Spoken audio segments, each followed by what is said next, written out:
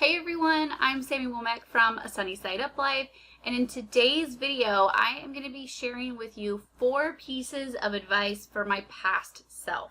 But that's not all. Today is actually a special video because I am doing a collab with my friend Jennifer from Talk Finances to Me, and she is also going to be sharing 4 pieces of advice for her past self. So as soon as you are done watching this video, don't forget to jump over and watch her advice as well. I will link to it in the description of this video. I am so excited to be collabing with her, so thanks Jennifer for doing this video with me, and hey to any of Jennifer's subscribers who are brand new here. So if this video is helpful to you at all, don't forget to hit the like button and subscribe to my channel, as well as hitting the notification bell so you don't miss any of my new videos.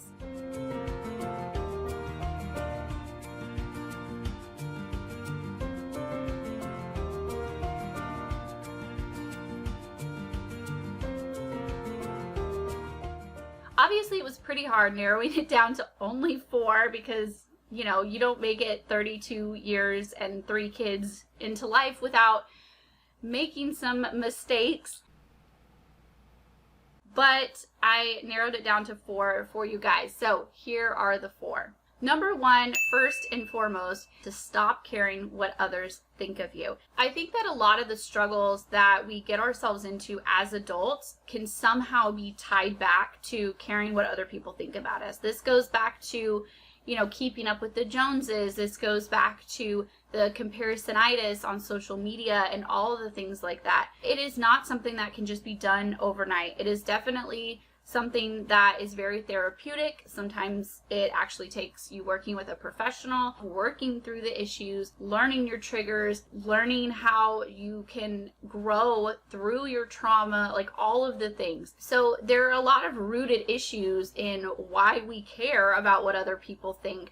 Whether this comes down to our house, our clothes, our job performance, I think we all struggle with this in some form or another. I think that if I was to go back and tell my past self to stop caring what other people think about me, I honestly think that I wouldn't have got into so much debt.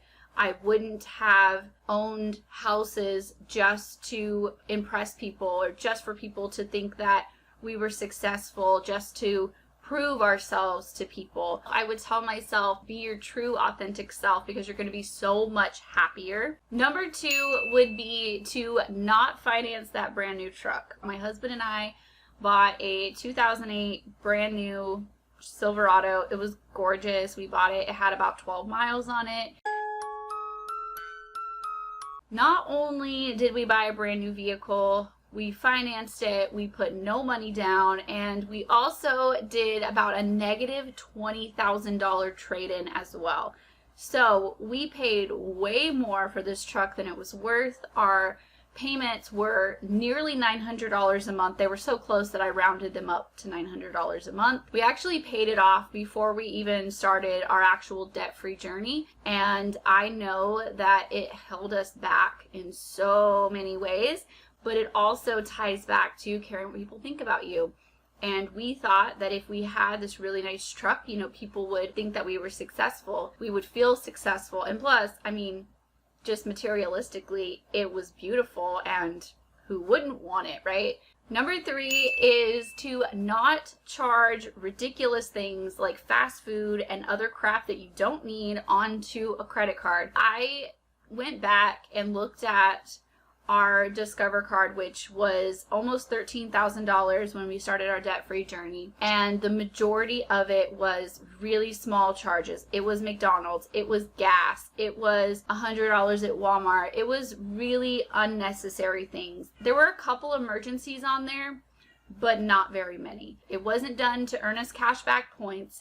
It wasn't done because we were on the brink of starvation. It was really just frivolous, careless, thoughtless crap. And I really wish that we could go back and slap our past selves and tell our past selves that you don't need all of that stuff. Number 4 would be, don't be a landlord when you don't even have a savings account. We ended up being an accidental landlord on the first house that we ever bought because we wanted to move into the second house that we ever bought, but the first house had not sold yet. And everyone tells you, oh, rent it out, you're gonna make more, because we did charge more for the rent than the mortgage costs, but we did not even have a savings account. So you can imagine that when the air conditioner broke, we put it on our trusty Discover card because we could not afford otherwise. We also didn't budget well for things like property taxes, insurance, things like that. And sometimes we were even just taking the rent check just to pay our personal bills and still struggling to pay the mortgage on said rental property. Yes, I think that house hacking, becoming a landlord, getting rental properties could be really great for your financial journey, but not when you're buried in debt, not when you have no savings account, not when you have not done any of the research or any of the background information to get there. So those are my 4 pieces of advice. Like I said, I could probably give you guys a million more, but if you're craving more pieces of financial advice, don't forget to jump over, check out Jennifer's video, hear her pieces of advice. Again, I will link to it in the description of this video. That is all for me today, and I will talk to you guys next time. Bye, guys.